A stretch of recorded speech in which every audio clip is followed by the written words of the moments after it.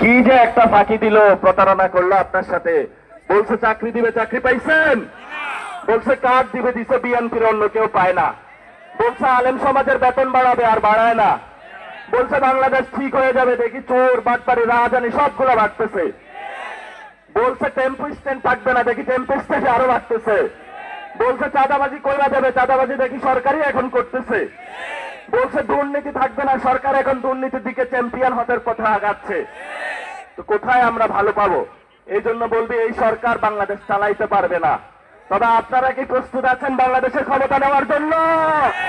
কারা কারা প্রস্তুত আছেন বাংলাদেশের ক্ষমতা নেওয়ার জন্য? হাত তোলেন। দেখে যান তারেক রহমান, আমরা ক্ষমতা নেওয়ার জন্য প্রস্তুত আছি। আমরা ক্ষমতায় গেলে কোন চাঁদাবাজকে ক্যাবিনেটে রাখবো না, কোন দুর্নীতিবাজকে ক্যাবিনেটে রাখবো না, কোন ভাই বেড়াদেরকে ক্যাবিনেটে রাখবো না। ক্যাবিনেট হবে শহীদ ওসমান হাজির আদর্শের ভিত্তিতে, জুলাইয়ের সংস্কারের ভিত্তিতে। আমাদের ক্যাবিনেটের প্রথম কাজ হবে যারা আমাদের 1400 ভাইকে খুন করেছে প্রত্যেককে আমরা আইনা ফাঁসির আদেশ বাস্তবায়ন করব। দ্বিতীয় আমাদের কাজ হবে বাংলাদেশে যে সংস্কারের আমরা প্রতিশ্রুতি দিয়েছিলাম, পুলিশ সংস্কার আমরা করব, ব্যবসা বাণিজ্যের সংস্কার করব, তরুণদের কর্মসংস্থান নিশ্চিত করব, এবং আমরা তরুণদেরকে ট্রেনিং এর ব্যবস্থা করব বাংলাদেশের সার্বভৌমত্ব রক্ষার জন্য। আপনারা সবাই ট্রেনিং নিতে প্রস্তুত আছেন না? বলে যে ওরা বাস দিয়ে যা করে আর কি করবে। আমরা শারীরিক ট্রেনিং নিব, স্কাউটের যেভাবে ট্রেনিং হয় এভাবে ট্রেনিং নিব।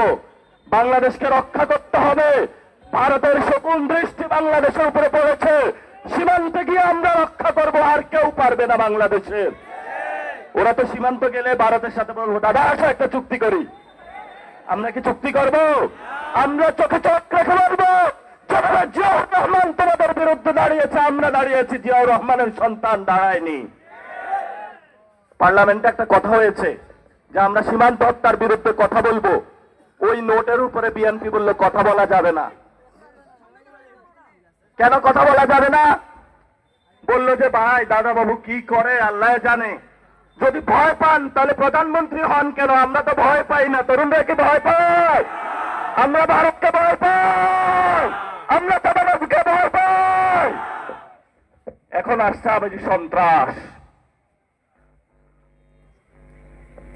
ওরা আমাদেরকে ভয় দেখা, চোখ তুলে ফেলছে, বলতেছে যেটাই আসবে চোখ তুলে ফেলবো।